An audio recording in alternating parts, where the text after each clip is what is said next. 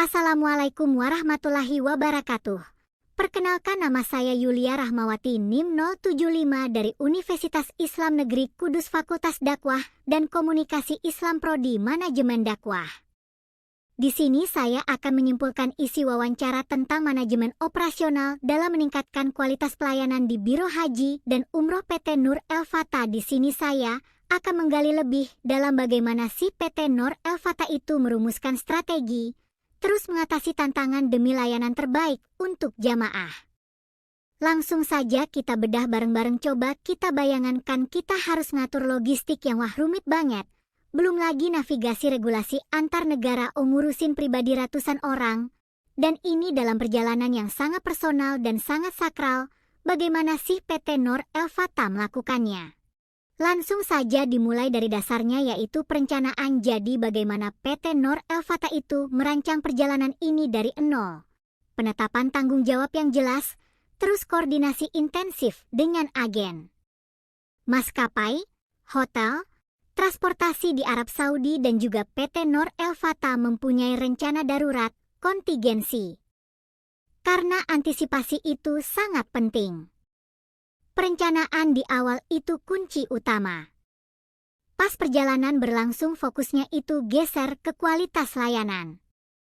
Ada beberapa pilar penting. Yang pertama itu harus bisa memilih agen lokal yang terpercaya di Arab Saudi. Yang kedua itu komunikasi yang efektif, jalan terus baik ke jamaah maupun antar tim internal. Dan yang terakhir pendampingan profesional yang sigap. Harus ada tim yang standby dari berangkat sampai pulang nanti. Untuk tantangan utama, koordinasi dengan otoritas di Arab Saudi dan regulasi PT Nur El Fatah yang katanya dinamis banget itu. Ini pasti butuh kelincahan ekstra yang gimana mereka menangani jamaah yang katakanlah nggak bawa handphone. Itu kan rawan terpisah ya. Solusinya ternyata cukup gotong royong dan efektif. Jadi caranya jamaah tersebut didampingi oleh jamaah lain yang bawa handphone. Saling menjagalah. Ini nunjukin adaptasi di lapangan. Terus untuk kebutuhan dasar kayak makanan, akomodasi, itu semua dikoordinasikan antara pembimbing di lapangan dengan tim lokal di Arab Saudi dengan menjaga standar. Menarik sekali pendekatan praktis itu. Nah, ngomongin kepraktisan, gimana teknologi dimanfaatkan oleh PT Nur El Fatah soal pendaftaran? Ya, mereka cukup adaptif di sini. Ada pendaftaran online pastinya, tapi yang unik, mereka juga fasilitasi pendaftaran via WhatsApp maupun sistem yang mereka sebut Minfa. Ini jelas bikin gampang calon jamaah kan, yang gak perlu repot ke kantor. Bahkan buat promosi pun mereka cukup efektif dengan memakai HP aja buat bikin konten media sosial. Efisien dan ya relevan lah sama target pasarnya. Detail logistik krusial kayak penginapan dan konsumsi di Tanah Suci diatur menggunakan pengaturannya itu lewat kontrak yang jelas dengan penyedia layanan di Arab Saudi. Untuk pemilihannya juga nggak sembarangan. Kriteria utamanya ya jelas kualitas layanan harus terjamin. Terus kedekatan lokasi dengan titik-titik ibadah utama. Itu penting banget buat kenyamanan jamaah. Nah, semua sistem ini membutuhkan dasar yang kuat yang gimana PT Nur El Fatah mastiin semua jalan sesuai rencana dan standar. SOP dan pelatihan staf. Fondasinya itu ada di standar operasional prosedur, SOP, semacam buku panduan kerjalah yang jelas dan terstruktur. Pendaftaran, dokumen, tiket, akomodasi, visa, sampai sesi manasik. Nah, manasik ini bukan cuma formalitas ya.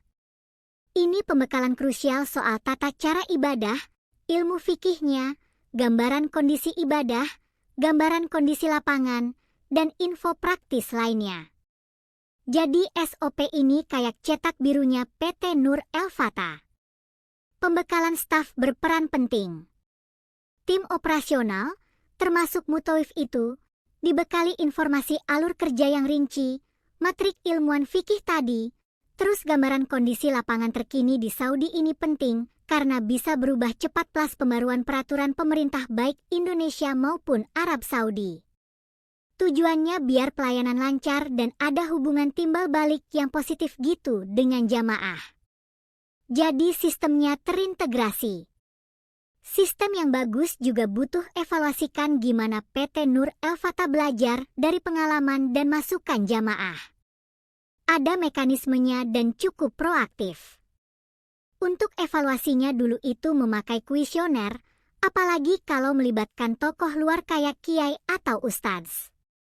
Tapi yang rutin sekarang, PT Nur El Fatah meminta masukan langsung dari jamaah pas masih di Arab Saudi. Jadi feedbacknya masih segar dan bisa cepat dipakai buat perbaikan keberangkatan selanjutnya.